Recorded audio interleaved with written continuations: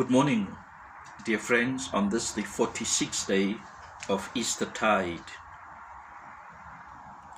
We are drawing closer to the celebration of Pentecost.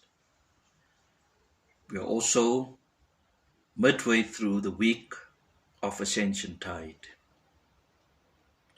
Today, Trevor Hudson holds before us Acts chapter 2 verse 3. The apostles saw what seems to be tongues of fire that separated and came to rest on each of them. I've placed before us a number of candles signifying light or fire, because the word that we are asked to reflect upon is the word fire. If I use the word fire, and Trevor asks us, what thought or images comes to mind when we think about fire?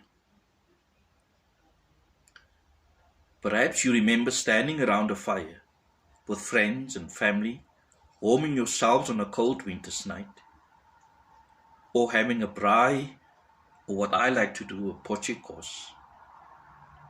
You might picture your family sitting around a fireplace, enjoying good conversation. Or you might think of a time when a dangerous forest fire was brought under control, as recently experienced in Australia and in our country. Or you may recall watching a piece of iron being held in a fire. First, it rusts, is burnt away, then it turns red and then white, until it looks as if it is part of the fire. However you and I respond, we will all agree that fire is something good to be cherished, but also something dangerous to be respected. On the day of Pentecost, the Holy Spirit comes to the early disciples not only as a wind but also as fire. What do these tongues of fire resting on each of them represent? Surely it is an outward sign of what the Holy Spirit is doing inside their lives. Think of the associations we make with fire. Can we not suggest with some confidence that the Pentecost fire represents similar kinds of experiences? Can it be that the fire of God's Spirit is warming cold hearts, joining the family of believers together, bringing sinful tendencies under control, and burning away the rust of iron-hard hearts until they are aflame with the fire of God's love?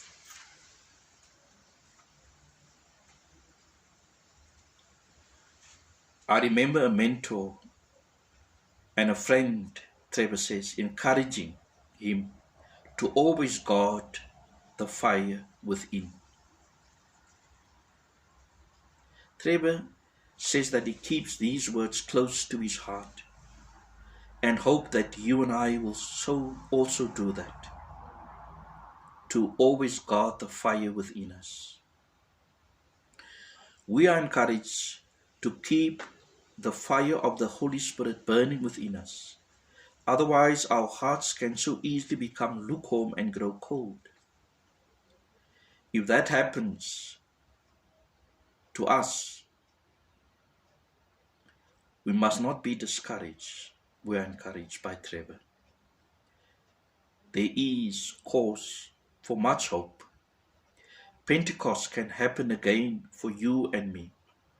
We can prepare ourselves to ask once again for the burning Spirit of God to come and rest even on us. Do you need another Pentecost this year? For today, as a symbol of the fire of the Holy Spirit, light a candle or candles, as I have done, near where you spend your day.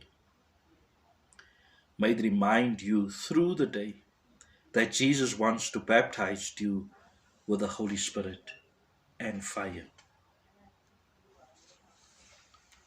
May you be blessed.